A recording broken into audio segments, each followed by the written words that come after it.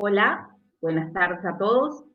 Invitamos al doctor a que se una, por favor. Ahí está, sí, ya le damos entrada, está ahí. Bárbaro, Ofelia. Bueno, simplemente comentar que, bueno, entramos en el tramo final de estas jornadas, de esta 11ª jornada de Predecibles Geociencias en el Antropoceno.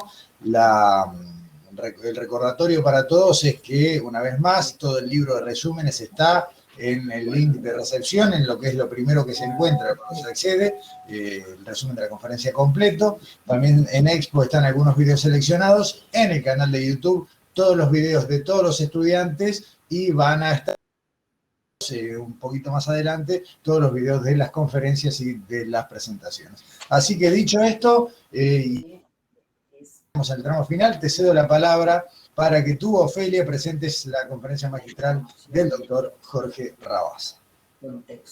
Gracias, Gustavo. Bueno, tengo el honor de presentar la tercera conferencia magistral en el marco de estas 11ª jornadas que, como hemos anunciado, será impartida por el doctor Jorge Rabasa. Por supuesto. Yo creo que Jorge no requiere presentación.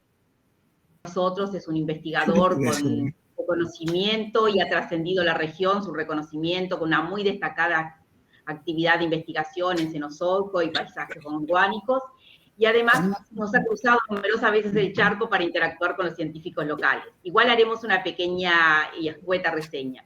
Él es licenciado en Geología doctor en Ciencias Naturales, ambos por la Universidad Nacional de La Plata, es un becario postdoctoral de Fulbright en la Universidad del Estado de Nueva York. Actualmente es miembro del Centro Austral de Investigaciones Científicas del CADIC-CONICET en Ushuaia, Argentina, del cual ha sido director, y investigador titular adscrito de la Fundación Bariloche en San Carlos de Bariloche, Argentina.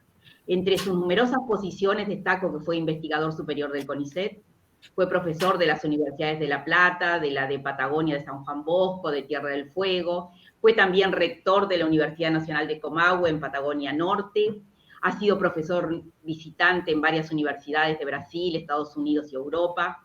Obviamente es un prolífico autor de trabajos científicos y libros publicados en Argentina y en el exterior. Fue miembro de la Academia Nacional de Ciencias de Argentina, Córdoba, miembro de la Academia de Cataluña, Barcelona. Fue fundador y editor de una revista que es pionera para el tema y la región, Quaternary South American and Antarctic Peninsula, de Valquema Editors, que estuvo entre el 83 y el 99, para los que trabajamos en cuaternario es una referencia, y actualmente es editor para América Latina de la serie de libros Earth System Science y Latin American Studies de Springer Nature, de la cual nosotros que estamos aquí presentes hemos participado como autores.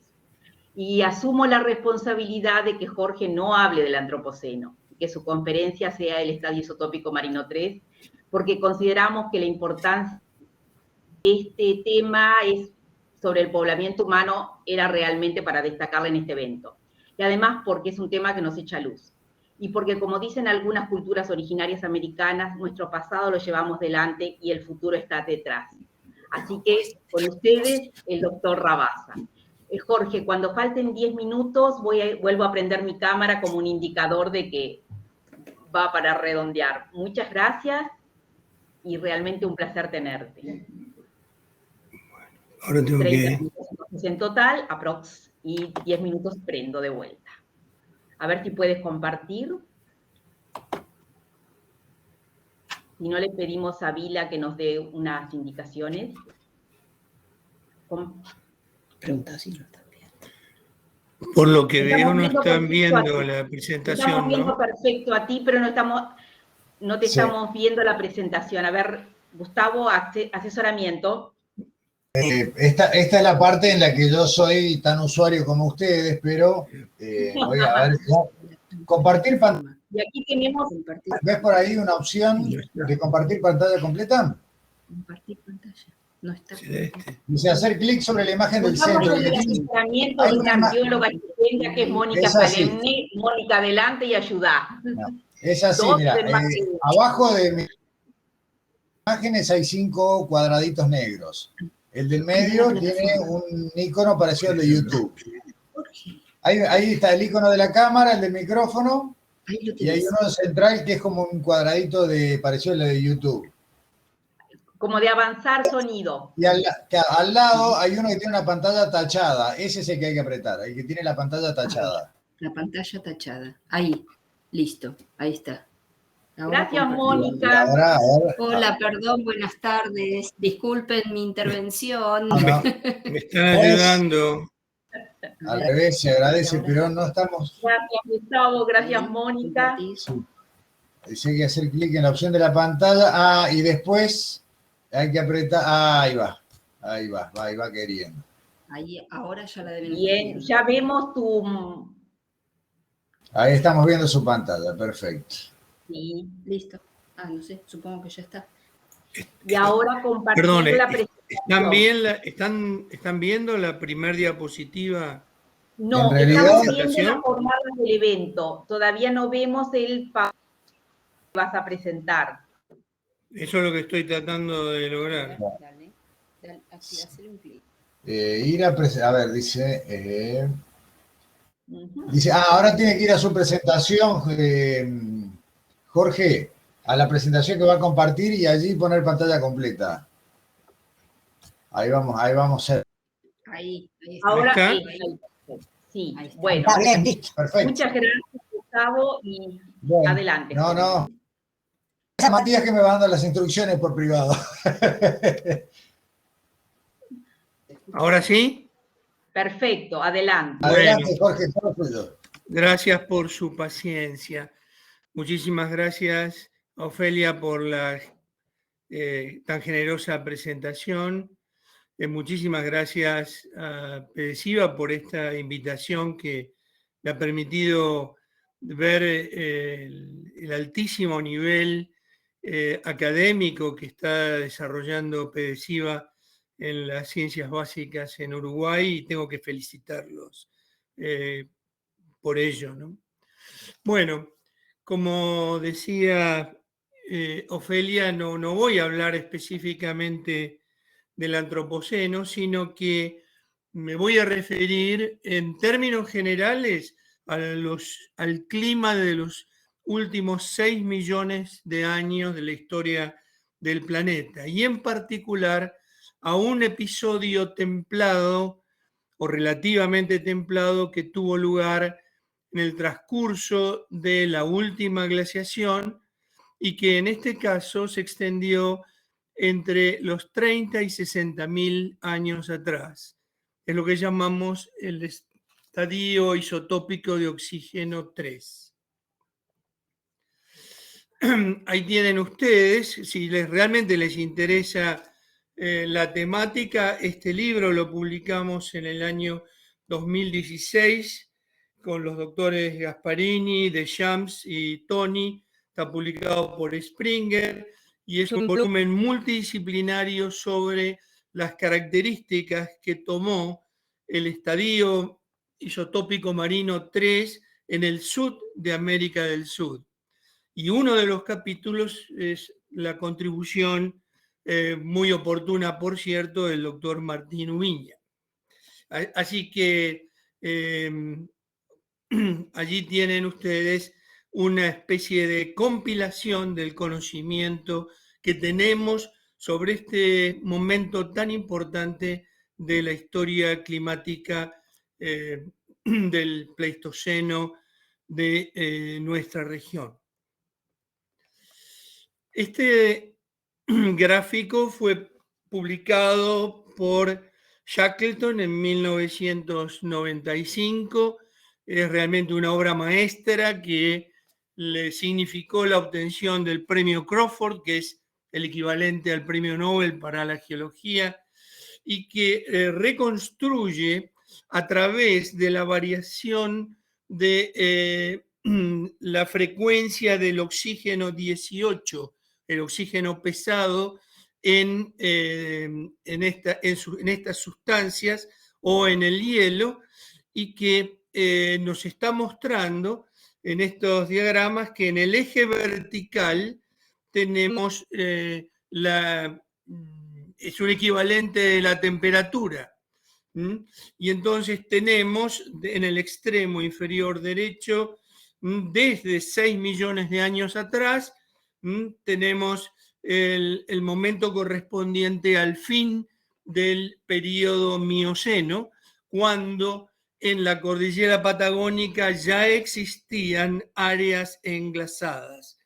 Esto nos cuesta entenderlo a veces porque tenemos una idea de que el Mioceno representaba una especie de ambiente subtropical en nuestro continente, pero aún en distintos ámbitos de la cordillera andina ya existían glaciares. Como ustedes pueden ver, en el primer diagrama, que tiene de 6 a 4 millones de años, la variabilidad climática expresada por ese serrucho allí representado en el contenido delta oxígeno 18 es muy pequeña. Quiere decir que los momentos fríos no eran fríos, sino frescos, y los momentos cálidos tampoco lo eran, sino que eran templados. Es decir, el clima era en general homogéneo y con muy suaves variaciones. Seguramente ustedes han oído hablar de los ciclos de Milankovitch. Durante este periodo, los ciclos de Milankovitch, y puedo contestar preguntas después si se considera necesario, estos ciclos de Milankovitch estaban dominados por la precesión equinoccial de la órbita terrestre con ciclos de tan solo 26.000 años. Cuando avanzamos en el tiempo y en el diagrama del medio entre 4 millones y 2 millones de años atrás, vemos que la morfología de la curva va cambiando y cada vez más se van haciendo durante el Plioceno y el Pleistoceno temprano, se van haciendo, el serrucho se va haciendo cada vez más marcado y la amplitud térmica entre los puntos hacia abajo que representan glaciaciones o momentos fríos y los puntos hacia arriba que representan a los momentos más templados, se va haciendo cada vez mayor. Y en este caso es porque en los ciclos de Milankovitch lo que domina de los movimientos terrestres es la variabilidad de la inclinación del eje terrestre que con ciclos de 41.000 años. Ya tenemos claramente registrados a fines del Plioceno y luego a lo largo desde el límite Gauss-Matuyama, esto es paleomagnetismo, a partir de ese momento ya estamos en el Pleistoceno y fíjense ustedes que la magnitud de la amplitud va aumentando cada vez más hasta que llegamos más o menos a 1.200.000 años atrás y hasta la actualidad, allí donde está esa C que representa hacia abajo cold y hacia arriba hot, aunque no necesariamente sean de esa intensidad. Y entonces estas grandes fluctuaciones en el contenido de oxígeno 18 están representando ciclos de 100.000 años, que son los que caracterizan a las glaciaciones del Pleistoceno medio y tardío, en los cuales ya las condiciones climáticas fueron efectivamente extremas. Ustedes pueden verlo, vamos a ver en más detalle después, cómo los picos hacia arriba representan los interglaciales o interestadiales, arrancando de 1, que es el interestadial actual, lo cual nos demuestra que ha habido un número muy grande de ciclos frío-cálido en la historia climática del Pleistoceno terrestre. Entonces, este trabajo de Shackleton para medir la variabilidad climática del Cenozoico tardío fue resuelto a través del estudio de la concentración de oxígeno 18 en las valvas de foraminíferos bentónicos, en perforaciones realizadas en el Océano Atlántico Sur, y allí lo más importante porque por cercanía geográfica podemos transferir toda esta información a las condiciones que tenemos en el continente sudamericano. En Patagonia las glaciaciones fueron muy claramente delimitadas y muy intensas, y en este diagrama, que es de nuestra elaboración, vemos cómo en la parte, digamos, de fines del Plioceno, comienzos del Pleistoceno temprano, se produce el 11, es decir, el comienzo de los ciclos de 41.000 años, y cada vez, cuanto más nos acercamos a la actualidad, el extremo más alto del diagrama, los ciclos se van haciendo cada vez más intensos y los picos fríos o cálidos se van separando cada vez más en el tiempo. Esto, por supuesto, está corroborado por la evolución del comportamiento paleomagnético de nuestro planeta, que nos ayuda a obtener una cronología muy precisa.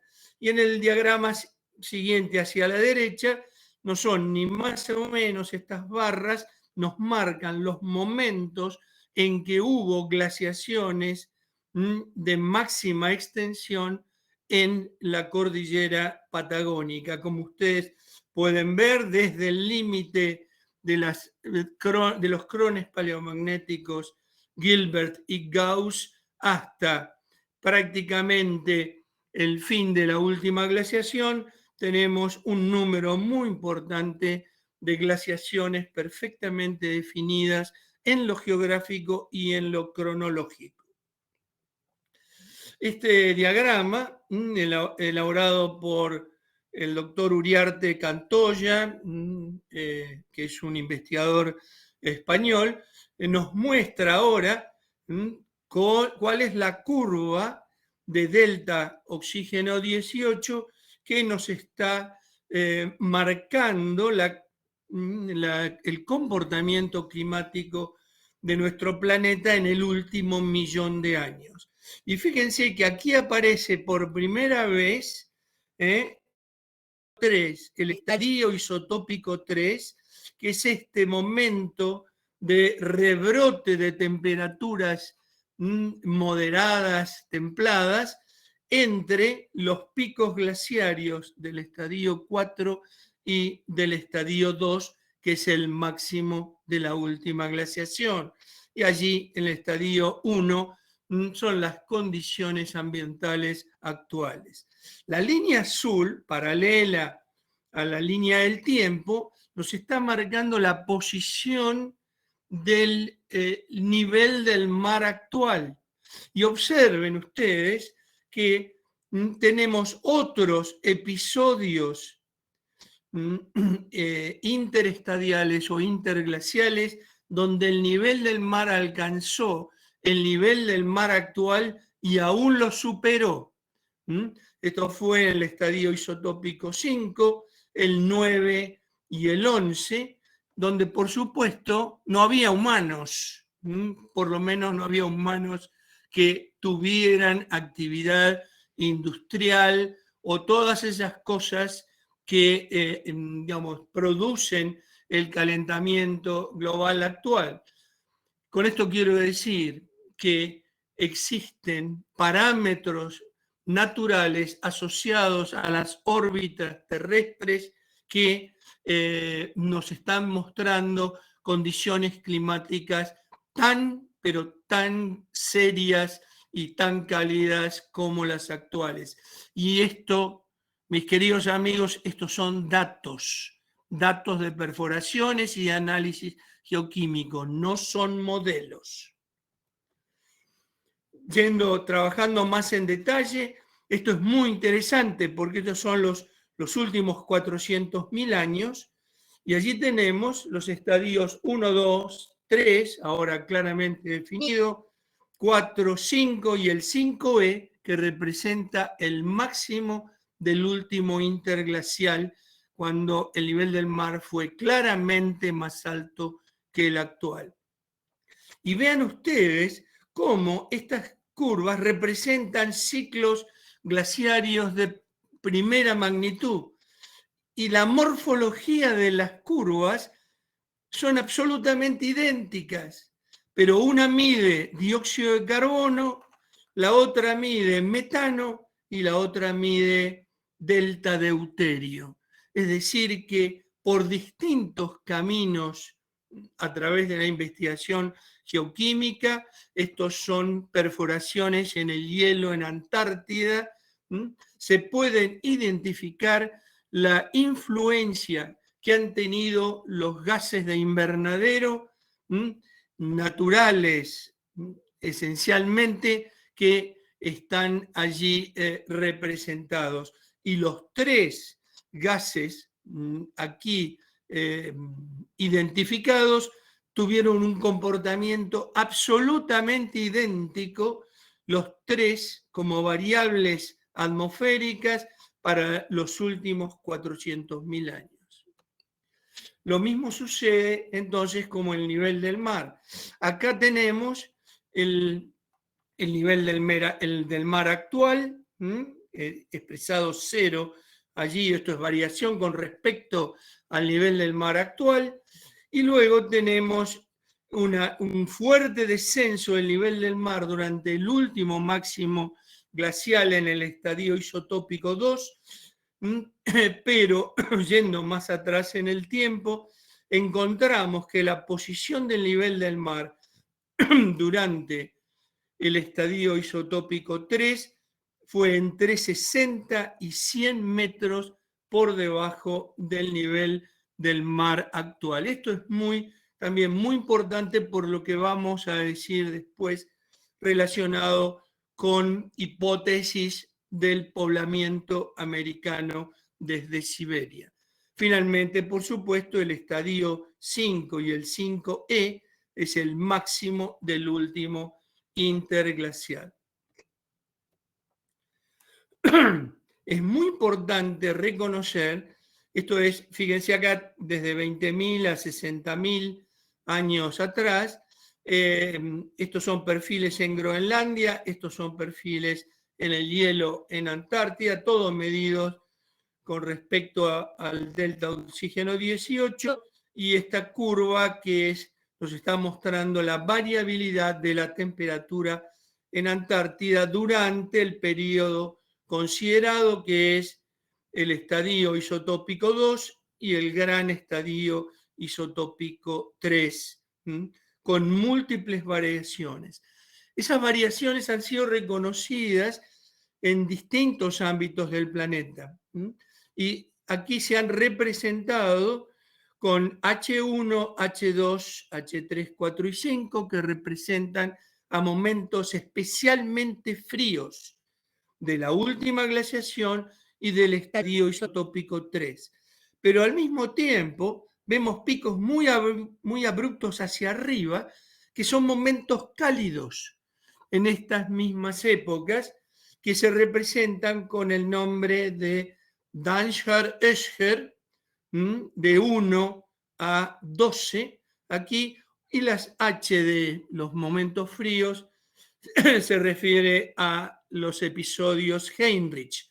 Tanto Heinrich como Dansgaard y Oeschger son geofísicos, geoquímicos que han demostrado la validez de estas herramientas en todo el planeta y en ámbitos totalmente diferentes, como en este caso donde estamos comparando curvas que se encuentran en los dos extremos polares del planeta. También esto de Uriarte-Cantoya, fíjense ustedes, cuando en los estadiales fríos el manto lauréntico se unía en las zonas polares con el manto de Groenlandia y bloqueaba totalmente en estos episodios pleniglaciales el camino entre Alaska y Siberia. Esto es consecuencia que la corriente marina del Golfo se encontraba con el frente polar generado por el aporte masivo de agua helada desde la zona ártica y que le impedía progresar hacia el norte. Por eso es que se desarrolló el manto fino escandinavo. ¿Por qué? Porque el agua cálida de la corriente del Golfo no podía llegar al Atlántico Norte. En cambio, en los interestadiales cálidos se abre el camino de Beringia, y el hielo no alcanza a cubrir la totalidad del terreno y tenemos una vía de tránsito libre para los humanos que venían de Siberia, que ocuparon luego todo el continente americano. En los estadios templados, el frente polar se reduce y retrocede hacia el norte y la corriente circumpolar alcanza a penetrar en el Atlántico Norte, reduciendo las dimensiones del manto de hielo escandinavo. Y cuando vamos a perforaciones de ultra detalle realizadas en el casquete de hielo de Groenlandia, para los estadios 1, 2 y 3, fíjense ustedes allí estos datos, que fueron elaborados por el doctor Denton en el Journal of Quaternary Science en el año 2000, pueden ver ustedes aquí representados los episodios fríos con las H's y los episodios templados con las ISDH de 1 hasta 13. Es decir, que podemos medir en esta escala temporal los momentos exactos en que, aproximándonos al milenio más cercano, que para este tipo de estudios paleoclimáticos es significativo, vemos que esos 5 eventos Heinrich tuvieron lugar en estos 5 momentos de la historia climática planetaria, mientras que intercalados con estos eventos fuertemente fríos, tenemos los eventos templados Dansgaard-Oeschger y que entre 14.000 y 51.000 años atrás. Es decir, que lo que podemos observar que desde el episodio, por ejemplo, Heinrich 4 al estadio isotópico templado siguiente, fíjense, hay prácticamente una caída fenomenal de la temperatura. Y esas condiciones, por supuesto, tuvieron influencias muy marcadas sobre la hidrología, sobre la fauna, sobre la flora y en última instancia sobre las posibilidades que tenían los humanos de llegar a atravesar Beringia y llegar a América del Norte.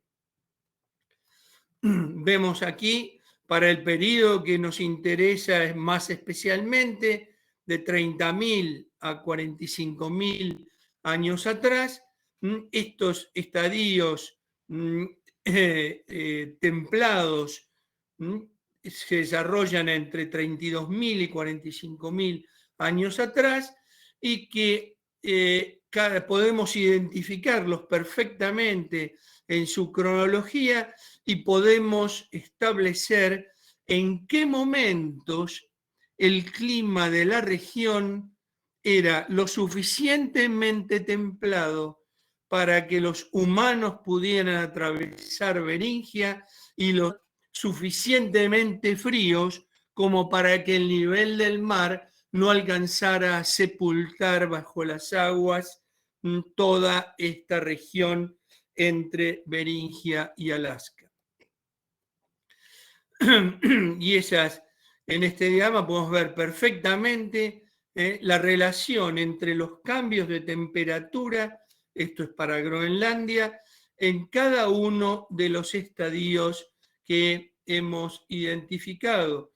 Y observen ustedes con esta flecha el periodo contemplado por la duración del estadio isotópico 3, que tuvo notables cambios de temperatura en las áreas polares del orden, observen ustedes, de -4 a 23, 24 grados centígrados de temperatura media anual, lo cual implicaba condiciones ambientales de muy alta variabilidad a través del tiempo.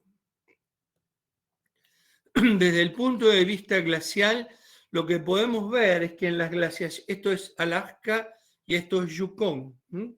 Desde el punto de vista glacial, en el Pleistoceno temprano teníamos una expansión del hielo, pero había un corredor disponible entre estos dos casquetes de hielo. Ese mismo corredor se mantuvo durante el Pleistoceno temprano, durante el Pleistoceno tardío, pero en la parte final del Pleistoceno tardío llegó a haber, antes de la última glaciación, llegó a mantenerse ese corredor sin hielo entre Alaska, Yukon y el resto de América del Norte.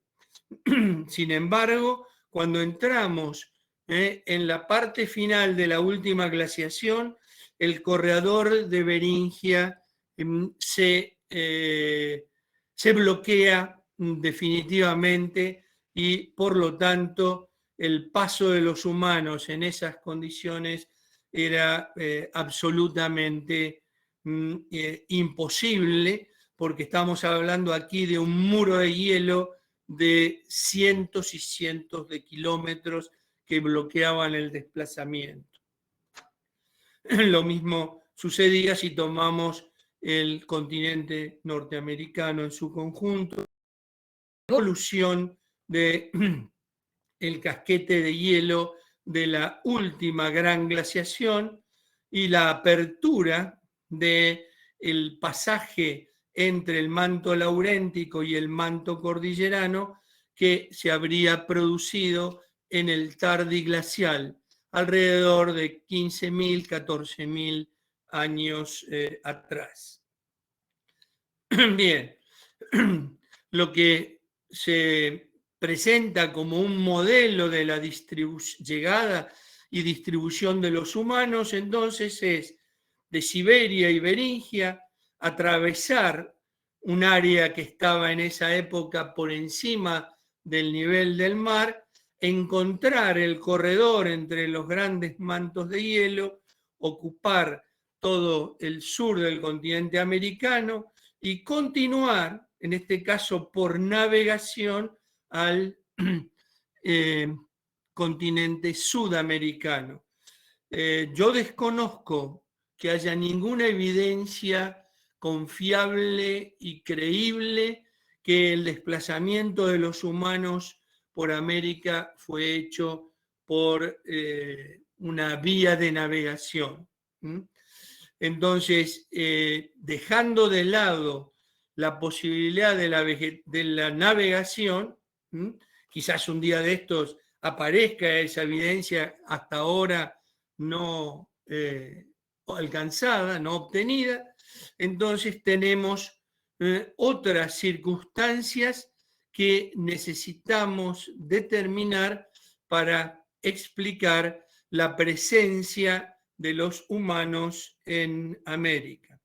Aquí tenemos las condiciones en el estadio isotópico 4, la última vez que el estrecho de Bering estuvo abierto durante la última glaciación.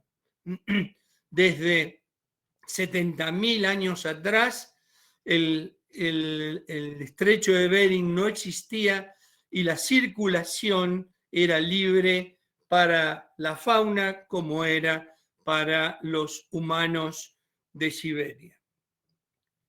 La curva glacio-isostática esto es a nivel global, está muy fuertemente consolidada y nos demuestra, esto es el estadio isotópico 3, que el nivel del mar estaba alrededor de 80 metros por debajo del nivel del mar actual, demostrando que estas condiciones de transitabilidad de lo que hoy llamamos estrecho de Bering existieron a lo largo de todo este periodo. Y si queremos mostrar cuáles eran las condiciones durante el estadio isotópico 3 de la costa de Argentina y Uruguay, allí tenemos en rojo marcada la posición de la costa como consecuencia del descenso del nivel del mar y la exposición a la atmósfera de estas enormes planicies costeras. Lo mismo podemos obtener a través de estos estudios del doctor David Sugden de la Universidad de Edimburgo y su equipo. Podemos ver cómo las condiciones costeras, sobre todo en Patagonia, se modificaron mucho durante el tardiglacial y por lo tanto la evidencia que tenemos de los humanos que circulaban en los niveles costeros de esas épocas, bueno, no están a nuestra disposición. Hoy están a 10, 20, 50 metros por debajo del nivel del mar. Entonces, llega el momento de hablar del modelo Clovis First, que es un modelo de poblamiento americano de un pueblo que los investigadores norteamericanos han llamado el pueblo Clovis, que según este modelo sería el primer grupo humano en llegar a América. Pero ¿qué sucede? Todos los datos radiocarbónicos que tenemos del grupo, de estos grupos Clovis, están alrededor de los 14.000, 13.000 años calibrados antes del presente. Pero esos también son las edades del lugar, de sitios arqueológicos clásicos que tenemos en nuestra Patagonia, en la Patagonia chilena, en este caso el sitio Monteverde, cuyas edades son exactamente las mismas. ¿Cómo podemos explicar que un grupo entró por Beringia e instantáneamente ya estaba en el sur de Patagonia? Sin lugar a dudas, esto no es válido y tenemos que pensar en otras alternativas, por lo menos proponerlas. De ahora en más, todo lo que voy a hablar son hipótesis. El tiempo dirá cuáles de estas hipótesis pueden ser aceptadas y cuáles rebatidas. Pero no puedo resistir la tentación de ponerlas sobre la mesa para su análisis. Entonces, la gente Clovis, desde Beringia a lo largo del corredor del Chukón, habría permanecido cerrado entre 24.000 y 13.000 años calibrado atrás a lo largo de la costa pacífica o por tanto la costa pacífica como la costa interna.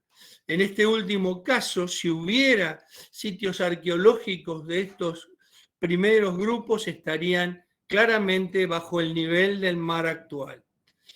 Según el modelo, el pueblo Clovis originó todos los grupos humanos del continente americano, pero la similitud de las edades radiocarbónicas obtenidas, y en muchos casos los sitios de la Argentina son y también iguales o superiores a los fechados Clovis. Por lo tanto, calibrando las edades, cualquier sea el método que se elija para hacerlo, las edades de los sitios arqueológicos sudamericanos son por lo menos equivalentes a la de los grupos Clovis en América del Norte, pero 15.000 kilómetros ubicados más al sur. Entonces, podemos analizar, y de hecho se ha hecho así, cuatro posibilidades. La primera es que los sitios Clovis son más antiguos que los sitios de La Pampa y Patagonia, y esto no necesariamente es obvio con las cronologías disponibles. El 2, los sitios Clovis son sincrónicos con ellos, lo cual en parte puede ser. Los sitios Clovis son más jóvenes que ellos. Y finalmente, los sitios no pueden ser comparados, pues todos los fechados radiocarbónicos de América del Sur fueron obtenidos en forma errónea. Esta última frase yo la escuché de un investigador de Estados Unidos. Así que todo lo que se había hecho en América del Sur eran fechados incorrectos. Por supuesto, no podemos aceptar tal tipo de afirmación. La evidencia publicada sugiere que por lo menos ambos grupos de edades son en su mayoría sincrónicos, pero los sitios Clovis podrían ser aún más jóvenes que aquellos de América del Sur. Pero, tan solo como una hipótesis de trabajo, asumamos que los sitios Clovis son más antiguos que los sitios pampeanos y patagónicos, digamos, por 2000 años. Entonces, ¿cómo habría sido el viaje del pueblo Clovis o sus descendientes desde Canadá a Patagonia? Si no hay evidencia de navegación costera, tenemos que pensar en otra cosa. Tenemos que pensar que fue una ruta pedestre real de 30.000 kilómetros que hipotéticamente se habría recorrido en 2000 años. Esto expresa una hipótesis de tasa de avance continuo de 15.000 kilómetros por año promedio durante 2000 años. En cada generación, de aproximadamente 20 años, se recorrerían 300 kilómetros en total, pero no los 30.000 kilómetros que tenemos entre Beringia y Tierra del Fuego. Estas consideraciones nos dirían que de Yukon a Panamá en solo 30 o 35 generaciones, desde los hielos siberianos al trópico en 30 o 35 generaciones, y los cambios culturales y tecnológicos necesarios para pasar de la tundra al trópico y del trópico nuevamente hacia el sur, hacia el frío, a Patagonia. ¿Hay alguna evidencia de semejante desplazamiento? ¿No parece ser demasiado rápido? Fíjense ustedes como ejemplo que si esta velocidad de expansión de los pueblos fue aceptable, por ejemplo, ninguna generación de estos humanos se habría establecido en Costa Rica, un territorio demasiado pequeño que habría sido atravesado prácticamente en una misma generación. Y esto significaría que los humanos habrían llegado de Yukon a Patagonia en solo 100 generaciones. ¿Puede ser que se movió esta gente de Siberia septentrional al comienzo de la última glaciación? ¿O pasaron el último máximo glacial en Beringia esperando qué? Rodeados de hielo, a que el corredor glacial se abriera, corredor que tampoco seguramente podrían haber visto desde donde se encontraban. Por el contrario, las especies sabemos que huyen de las áreas englasadas, no van hacia el hielo, huyen del hielo. En América, estas gentes que poblaron el continente cruzaron ambientes muy diferentes, de la tundra de Yukon y del estado, de la provincia de Alberta, a selvas tropicales lluviosas en América Central y desiertos costeros en América del Sur. Y luego, finalmente, las planicies del Les, de las pampas de Argentina y de Uruguay, y a las estepas frías de la Patagonia. Siempre viajando de norte a sur, siempre siguiendo los meridianos, siempre yendo hacia los climas más tolerables en la primera fase, pero luego yendo a los climas más agresivos en la segunda. Todos estos cambios ambientales y culturales en solo 2000 años, solo en 100 generaciones, la adaptación de los humanos a cada nuevo ambiente fue instantáneo. Homo sapiens sabemos que necesitó por lo menos 40.000 años, 2000 generaciones, para llegar a Australia desde África, una distancia quizás equivalente a lo que estamos hablando aquí, pero viajando siempre, en el caso de los australianos, en latitudes subtropicales, siguiendo la posición de los paralelos, pero no de los meridianos como en América. Es difícil de creer y no parece razonable. Por lo tanto, otras hipótesis se necesitan para explicar el poblamiento americano. Los sitios de Siberia tienen entre 40 y 30.000 años. Los sitios del Ártico también. Es decir, que los humanos ya estaban allí, en pleno estadio isotópico 3. Los sitios antiguos en América del Norte se encuentran hasta en 16.000 y 14.000 años calibrados, antes de que se abriera finalmente el corredor del Yukón.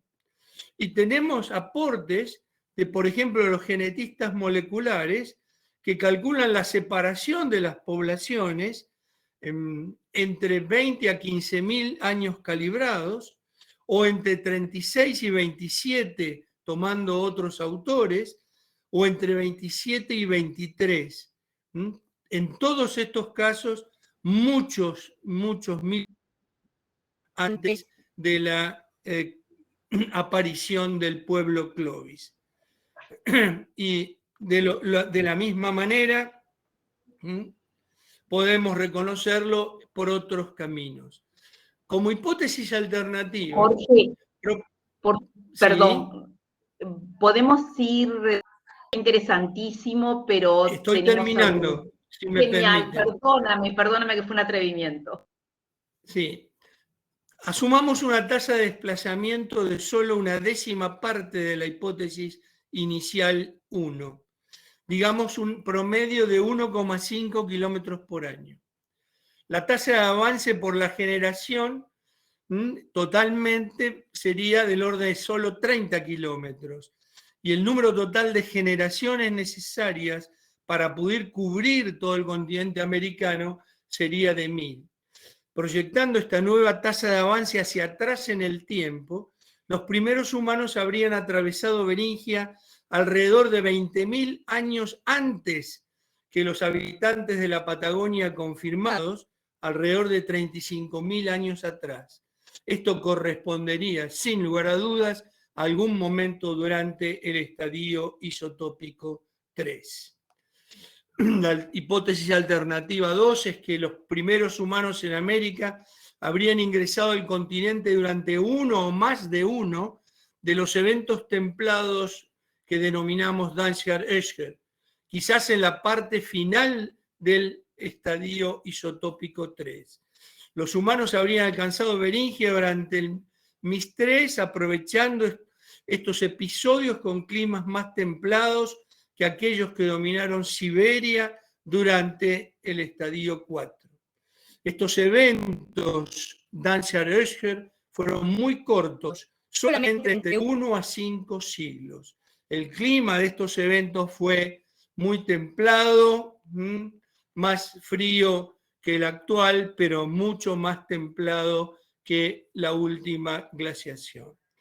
Entonces, los comentarios finales es que el modelo de poblamiento Clovis-First no sería apropiado para explicar el poblamiento de Pampa y Patagonia.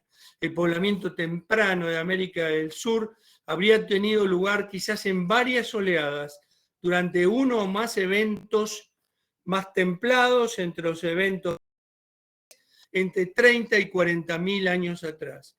Consecuentemente, sería muy razonable revisar las cronologías disponibles a través de todo el continente. Me refiero a las cronologías arqueológicas.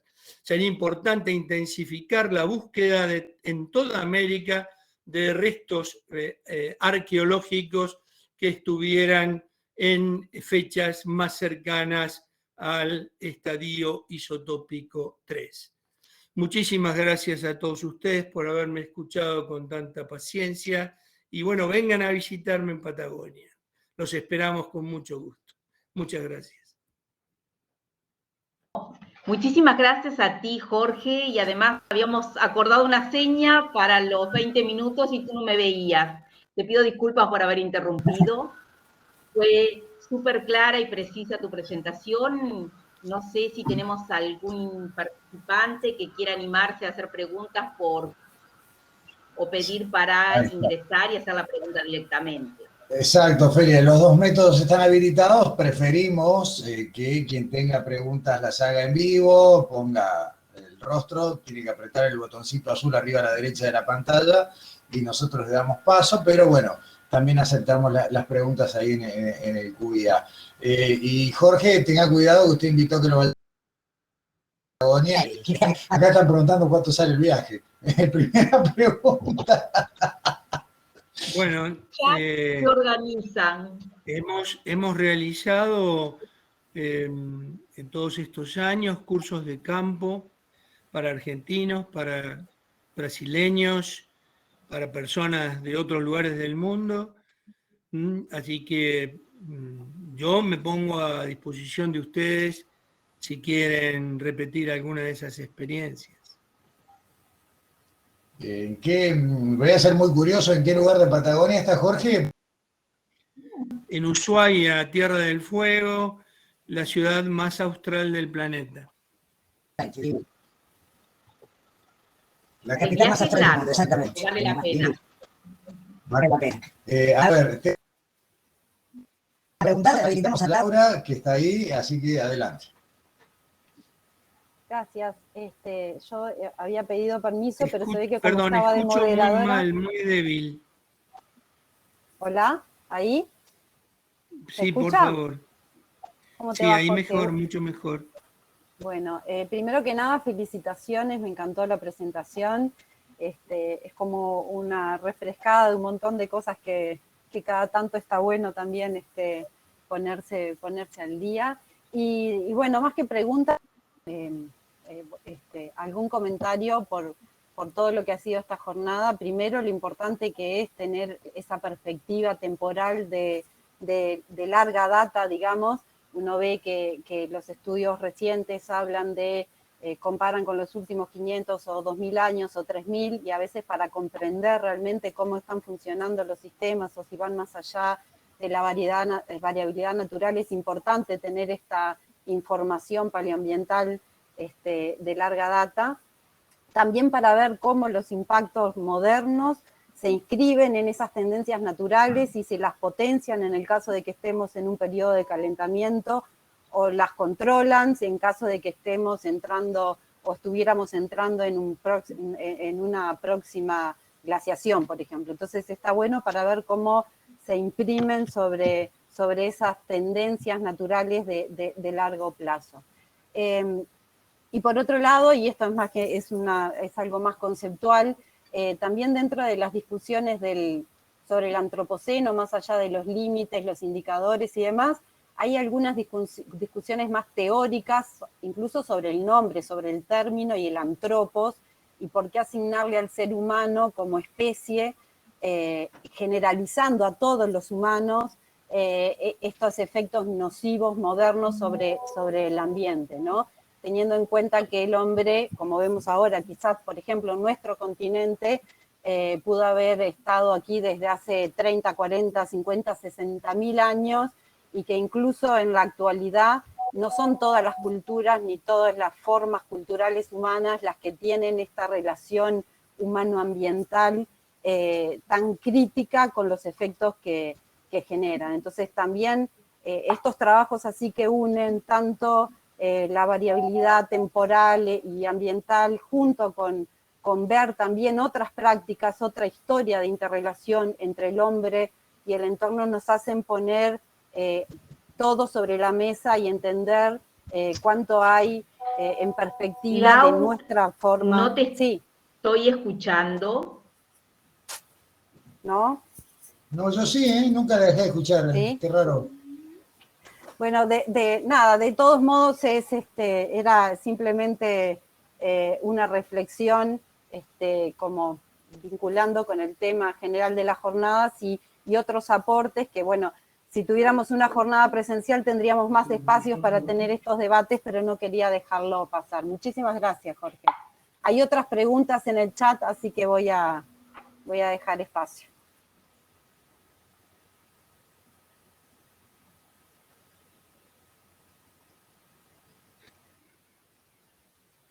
Yo lo que quisiera mencionar mientras se hace la pregunta es que creo que la evidencia que yo he presentado demuestra que lo que llamamos última glaciación, sensulato, ¿sí? que duró de 120.000 a 10.000 años atrás, fue en realidad extremadamente compleja desde el punto de vista paleoclimático. Y también lo que quiero asegurarme, que yo así traté de explicarlo, pero lo que fueron la presentación de datos de evidencia, por un lado, y lo que fueron propuestas hipotéticas por el otro. ¿Sí? Eso es muy importante para, creo yo, para comprender el manejo que se hace de la información y tener siempre presente que el clima planetario es muchísimo más complejo de lo que normalmente manejamos, ¿no?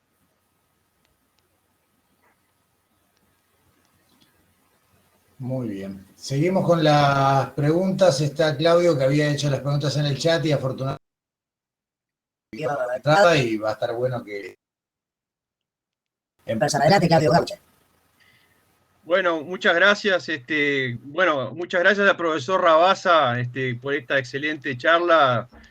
No puedo no más que coincidir con lo que ha dicho en cuanto a la complejidad del sistema climático y a que se tiende a simplificar, digamos, últimamente en cuanto a los forzantes de dicho clima. Respecto a la charla en sí, yo le quería hacer dos comentarios. Uno es que hay una descripción aquí en Uruguay de parte de Fariña y otros autores en el 2014 de un yacimiento que es el yacimiento del arroyo vizcaíno, donde aparecen trazas de corte en los huesos, y está muy bien datado entre, si mal no recuerdo, 27.000 y 30.000 años, con lo cual coincidiría perfectamente con lo que acaba de plantear él, ¿no? Es decir, pequeñas evidencias, por lo menos, de poblamiento humano ya en el MIS 3, ¿no? En el estadio isotópico 3.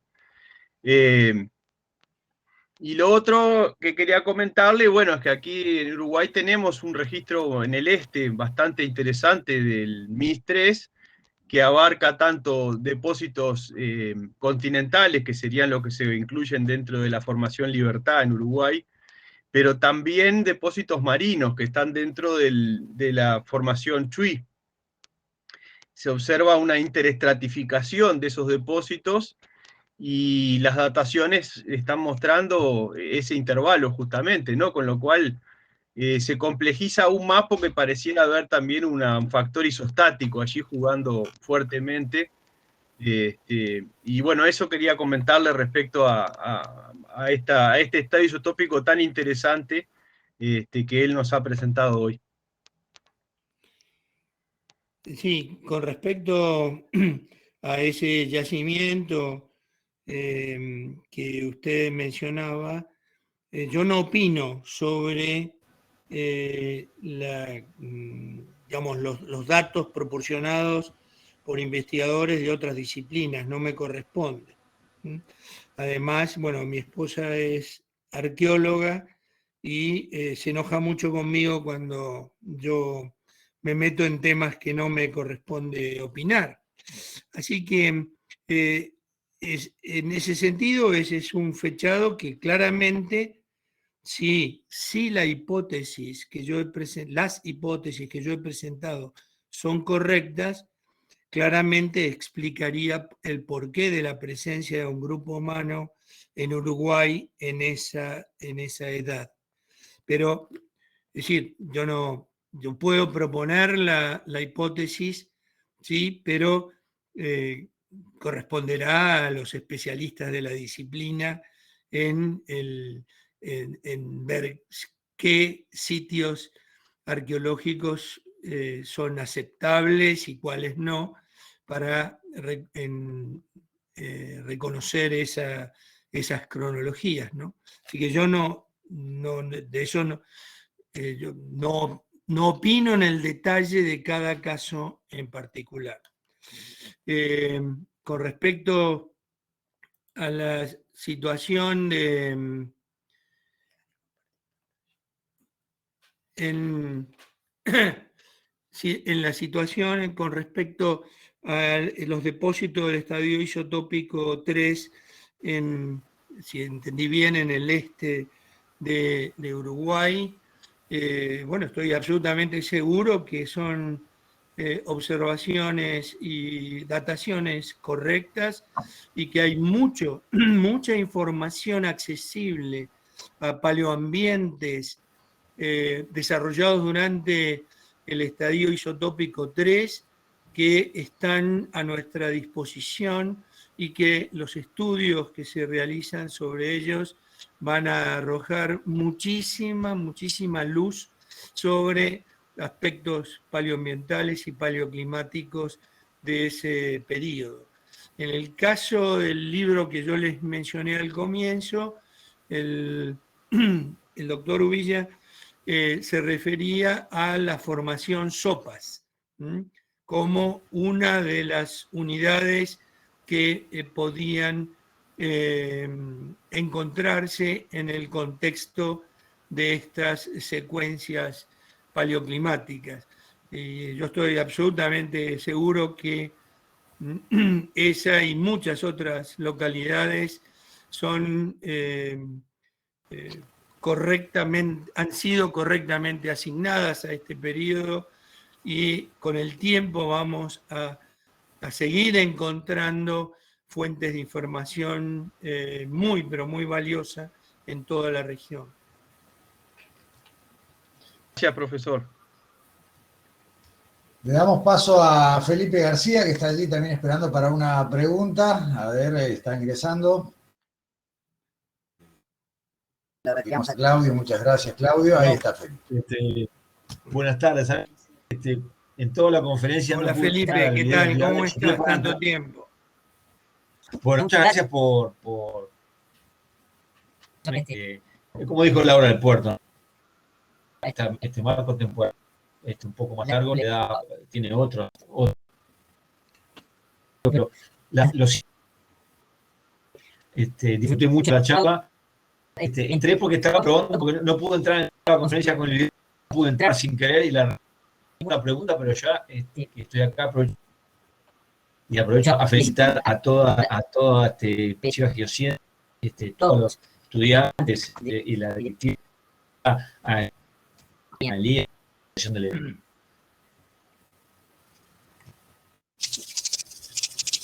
Gracias a vos por tus palabras, Felipe, y por todo tu trabajo, ¿no? Que seguimos con interés, que has desarrollado y estás desarrollando en Uruguay.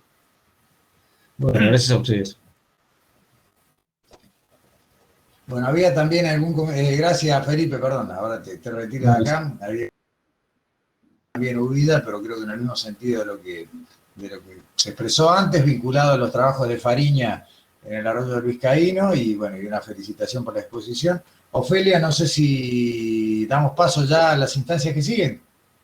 Sí, y comentarle a Jorge que en el chat hay una lista enorme de comentarios, no en las preguntas, sino de chat mismo de agradecimientos y reconocimientos y lo interesante que fue la ponencia.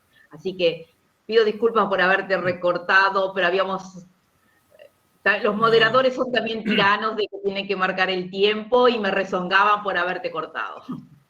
Bien, no, de ninguna manera. Es que yo me compenetro tanto en lo que quiero decir y más en este tema que es tan controversial, por supuesto, lo reconozco, ¿no?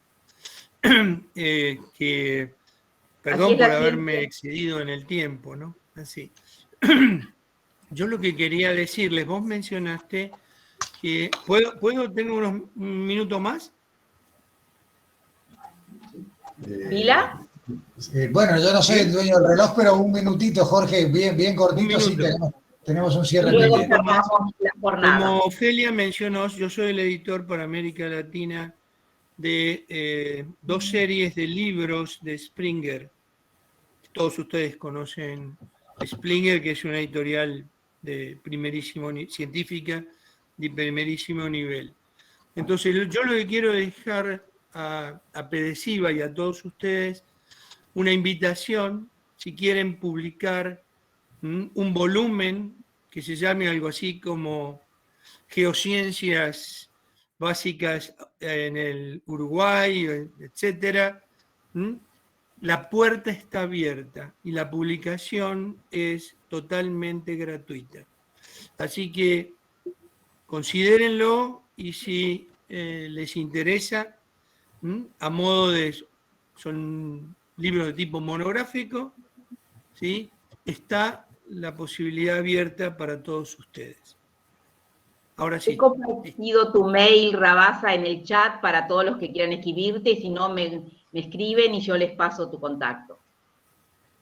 Muchísimas gracias, muy honrados de tenerte realmente. Igual que los 3 conferencistas nos honraron con su presencia. Muchas gracias. Y bueno, ahora pasaremos a la etapa de cierre, agradeciendo a todos los participantes que nos han hecho el aguante durante todo el día, a los estudiantes y a los investigadores, y a los que no son del área que también están presentes. Muchas gracias. Bueno, muy bien, Jorge, muchas gracias. Ofelia, a ti también. Cerramos esta etapa de la conferencia magistral, ya los libero a ambos y vamos a dar paso a lo que ya sería la instancia de cierre, que tiene que ver con no solo la mención a la maestría de doctorado, sino también a una instancia formal. Natalia, andás por ahí, que no te veo todavía en el salón.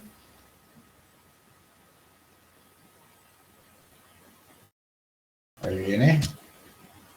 A ver.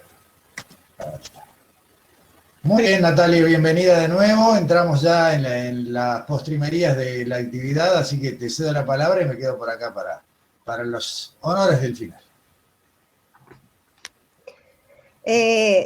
Antes de comenzar con el cierre, bueno, primero agradecer nuevamente a los 3 conferencistas por sus importantes y excelentes presentaciones y contribuciones en este evento, a todos los investigadores y estudiantes del área, y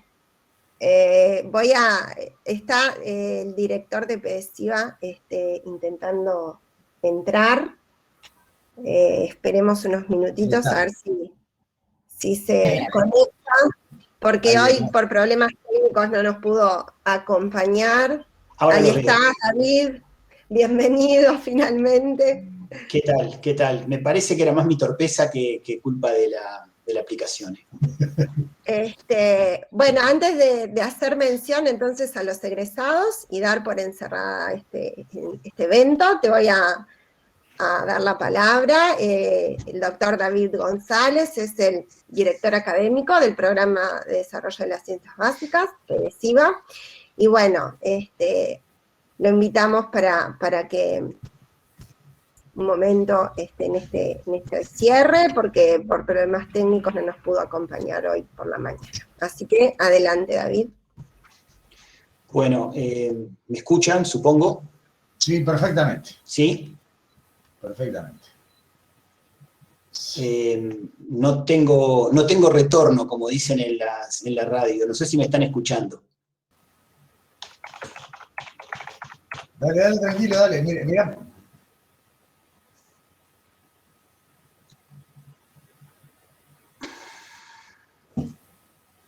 A ver, Ok, ya, parece que sí. Dale.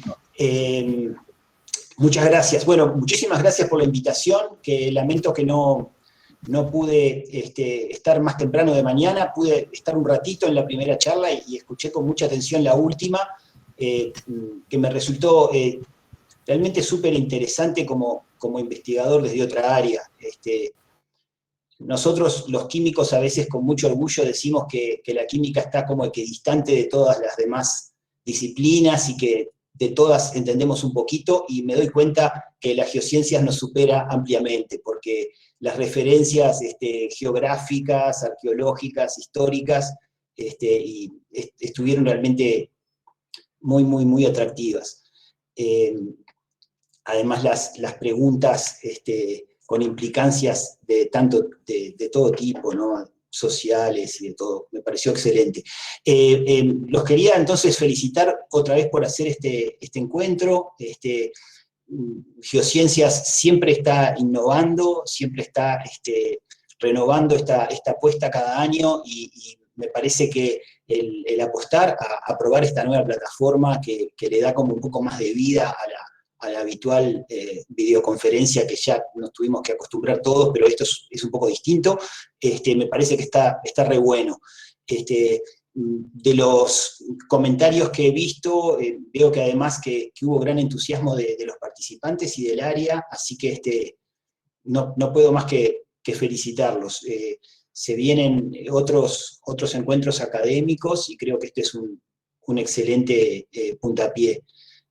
Quiero agradecer también a Gustavo, que ha estado allí oficiando de maestro de ceremonias. Ahora no sé si está, o veo una imagen congelada ahí, que supongo que es él que nos está escuchando, y bueno, que está siempre apoyando las actividades científicas, y bueno, siempre así. De hecho, me permite un pequeño aviso: vamos a tener durante el segundo semestre un taller con periodistas científicos, investigadores y estudiantes del programa, que creo que va a estar muy bueno. Yo me voy a anotar por lo menos, y lo recomiendo. Allí va a estar Gustavo junto con algunos de sus colegas, y va a ser interesante porque ellos lo plantean como una suerte de encuentro de dos mundos, que creo que tenemos bastantes puntos de intersección, pero de cualquier manera está bueno mejorarlo. Bueno, entonces, nada más que eso, felicitarlos nuevamente y agradecerles mucho por la invitación.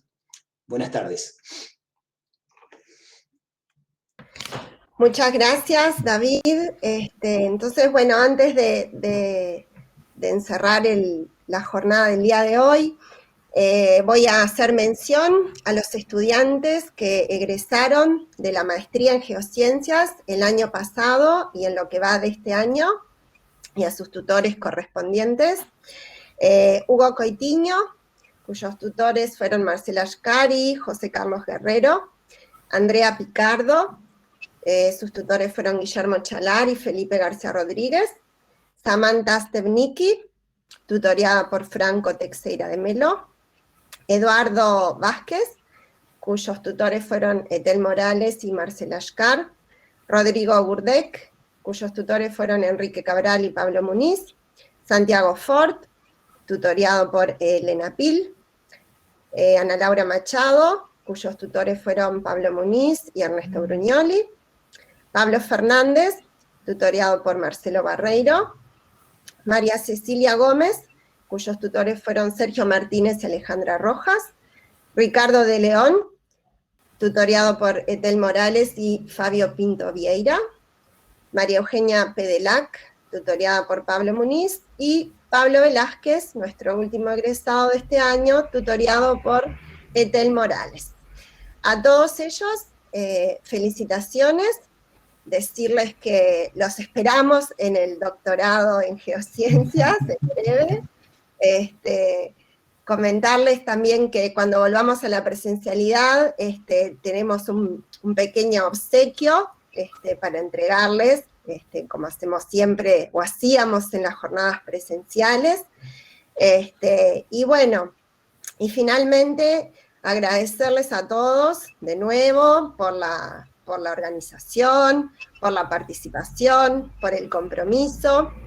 Agradecerle que hoy no le agradecí por la mañana a la empresa Acceso Fácil, a Matías en particular por la infinita paciencia con la plataforma Hopin, que bueno, fue también un desafío, pero bueno, creo que lo salvamos en el día de hoy. Y bueno, como les decía al principio, me parece que en este formato virtual la jornada fue muy provechosa, una vez más.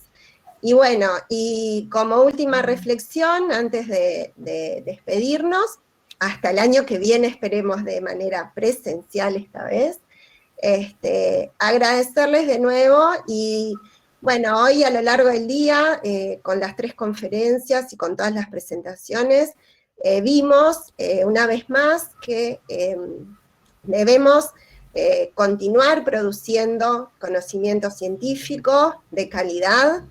Es esencial para nosotros como especie humana, para nuestro planeta, que es la única casa que tenemos, al menos por el momento.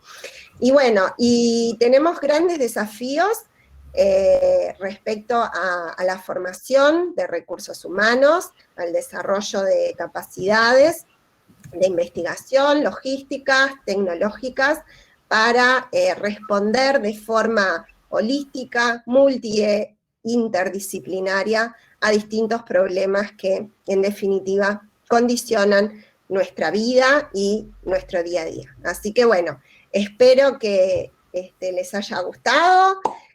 Muchas gracias a todos de nuevo y nos vemos en la próxima, el año que viene. Excelente. Natalia, a modo de cierre, simplemente recordar que todos los videos que se generaron, los que quedaron en la plataforma y los que no, están todos subidos al canal de Predeciva Geociencias en YouTube y ahí van a quedar permanentemente. Así que bueno, es material de consulta, apreciar y demás. Van a quedar también subidos los videos de las conferencias magistrales de hoy, de las presentaciones de hoy, el libro de resúmenes y bueno, convocarme a participar con ustedes también, que la verdad que ha sido un enorme placer. Muchas gracias a todos y bueno, y como dijiste vos, Natalia, que la próxima sea presencial. Correcto. Los esperamos a todos, a ustedes también. Hasta la próxima. Saludos, gracias. Chao.